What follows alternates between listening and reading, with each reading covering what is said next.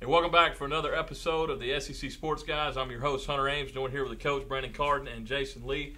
I'm bringing you another look at the SEC football. Of course, this week we're talking about the SEC Championship. It's going to take place at the Georgia Dome in Atlanta. It comes on CBS, 4 o'clock on Saturday. Big matchup. Number 1, Auburn, 12-0, 8-0 in the SEC. Then you have South Carolina coming in at 19. They're 9-3 on the season, 5-3 in the SEC. All those losses being SEC. Of course, they lost to Auburn, Arkansas, and then a tough loss on the road to Kentucky. Let's take a look at the coach, Gene Chizik, comes into this game. This is his first appearance in an SEC championship as a head coach. His record with Auburn over the last 2 years, though, is 20-5. Pretty good record there. But like I said, it's his first SEC appearance. Now, on the other side, Steve Spurrier's coming in. Now, this is his 6th season with South Carolina, but this will be his 8th appearance in the SEC championship. He was 5-2 as a coach of Florida, so he has that experience coming into this game. We'll see how that kind of plays out if experience actually does matter. Auburn leads the series with South Carolina. They're 7-1-1, and Auburn beat South Carolina early this season, as most fans already knew, 35-27. Let's go ahead and take a look at key players in this game. A few players that we're going to talk about. First, I'd like to talk about Cam Newton. That's been the big talk everywhere, Cam Newton. And we just found out that the NCAA has cleared Cam Newton. He is eligible to play. He's good to go. So that the investigation as far as Cam Newton is over. They're still looking at other stuff. But looking at Cam Newton, he leads the SEC and 11th nationally in rushing. He's second among quarterbacks, and he's the only player in the nation with 5 170-yard rushing games. What do you guys think on Cam Newton? I think the big deal is going to be is as we seen last week with the Alabama game, is Cam come out and start the game with composure. You know, last week he came out and they struggled. The offense struggled until they finally kicked the gears in. And I think we got to come out and say, okay, this is what we're going to do with the football. I think last week Auburn didn't know, and Cam didn't know what he wanted to do. Did he want to throw? Did he want to run?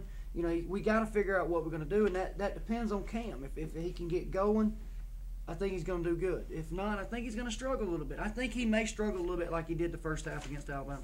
Jason, what do you think?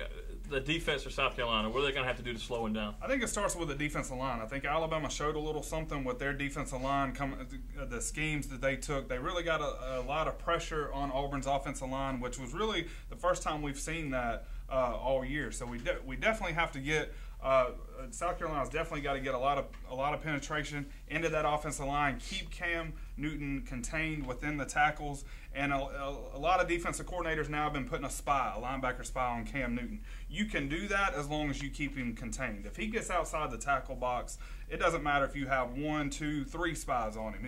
If he gets outside, he's going to beat anybody. So if the defensive line with Melvin Ingram, Devin Taylor can get that penetration that's needed that we saw in the first half of the Iron Bowl, and then have that spy on him as well, I think you'll have success. Otherwise, I think it's another big day for him. Another thing I want to point out, freshman running backs. And it's special.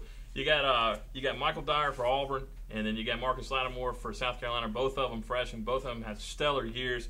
Michael Dyer has rushed for 886 yards, beating Bo Jackson's freshman. We all know about Bo Jackson.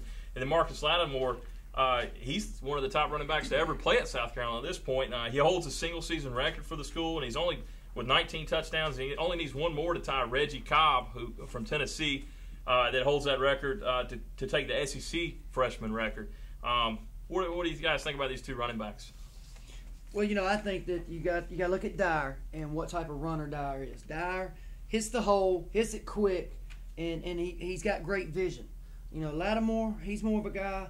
You know, they're about the same build, but he's a different type of runner. He's going to run you over. He's going to smash mouth football you, and you know that shows in the stuff. You know, in the stats and everything. Dyer, I think if he can make it through that first layer of defense and into the linebackers, he's going to have a successful game.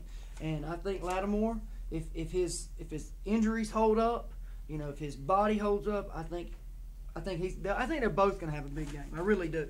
Yeah. I think it comes to I think it comes to which defensive line is going to step up and stop the run. I think you're absolutely right. And people who follow recruiting closely probably remember Dyer came out and committed to Auburn very early on in the process his senior year. Lattimore kept people guessing. He waited all the way up till signing day. It came down between South Carolina and Auburn, and then obviously picked South Carolina at the end. I think that's one of the things. I think Auburn's defense really keyed on Lattimore, knowing that, you know, that recruiting rivalry that they had. They wanted a little revenge there from him turning down the Tigers and going to the Gamecocks. We'll need to see that again out of Auburn's defensive line. They've done a good job of stopping the rush this year. They've got to continue, otherwise it's going to be a long day for them, passing and running the ball.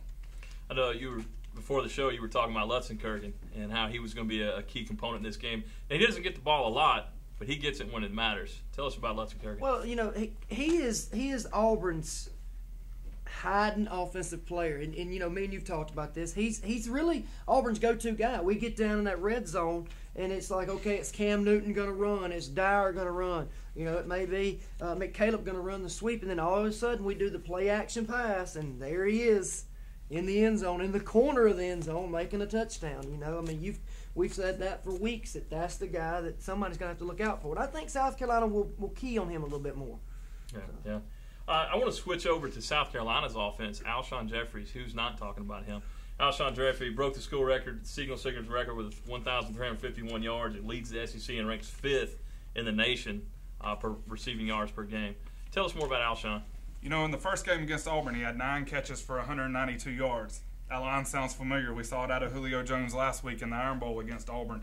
Auburn's secondary has got to do a better job on the deep ball. You know, they're lucky Alabama kind of went away from Julio Jones in the second half of the Iron Bowl. If they keep throwing the deep pass to them, I don't know if Auburn can come back. You know, Steve Spurrier has never been one to run the ball a lot. Yes, he's got a great running back. We just, you know, talked about Lattimore, but he's a pass-first guy. And if Garcia has it going, he's not going to take it out of Garcia's hands. So what's going to happen is Auburn's secondary has to be able to stop the pass, and especially the deep ball. The safeties have been getting killed, and I know they've been ravaged with injuries, and we got backups playing for starters, but you know, you're in the SEC championship game. You've got to step it up. Auburn's secondary is going to have to show something that, quite frankly, they haven't done all year. Well, and I think what South Carolina's going to look for and Spurrier is going to look for is the one-on-one matchup. Let's get Jeffries one-on-one. Let's throw him the deep ball. Because, you know, Thorpe struggled with it. Washington struggled with it. You know, Auburn's defensive backs have struggled with defending the deep balls. We know that. And I think that's what Spurrier's going to look for. Let's look for the opportunities to get them one-on-one matchups. And because, you know, Jefferson's a beast. I mean, physically, he is a beast.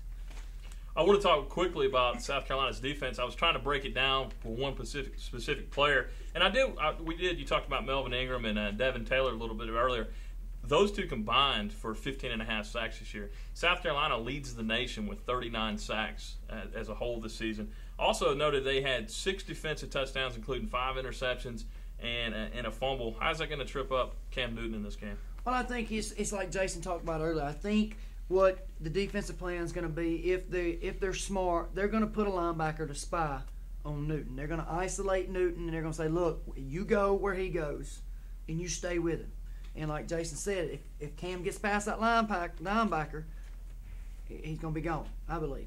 But as far as, you know, defending Auburn's run, Auburn's pass, I think it's going to be a close-knit ball game. I mean, I think it's going to be a scoring ball game, no doubt, but I think it's going to be like we saw last time. You know, both defenses are going to be on the field a lot because both offenses, I believe, are going to score quick. You know, a couple of long drives, but you know, when it comes down to it, I think South Carolina's defense, if they want to win a game, they're going to have to step up. So. You know, we've seen all year, and I don't have the exact percentage in front of me, but we've seen all year that Auburn loves to run the ball on first down.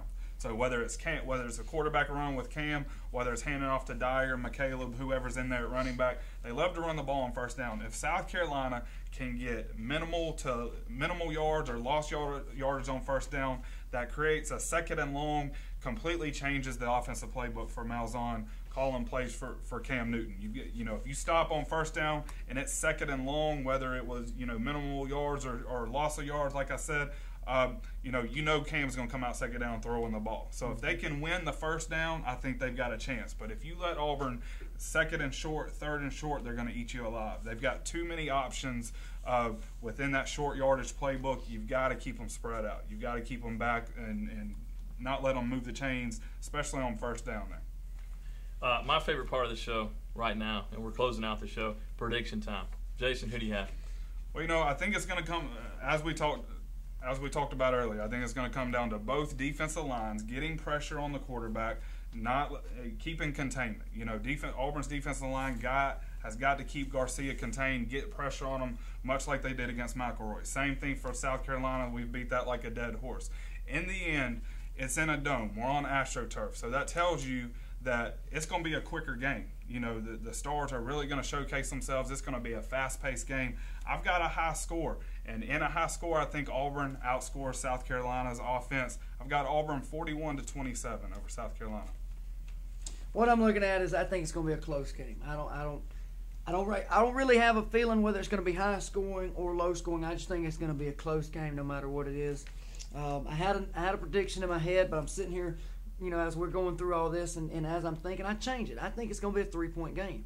I think it's going to be 31-28 Auburn, because I think it's going to come down to what defense finally steps up and stops each other. If South Carolina steps up and stops Auburn for a drive, that may be them on the winning side. And if Auburn steps up, but I think Auburn's going to end up coming out 31-28. Okay. South Carolina, like I said, it's their first appearance in this championship game. I think Auburn's just got too much riding on this game. They're 4 quarters away from a national championship. This is something they haven't seen in 50 years, over 50 years.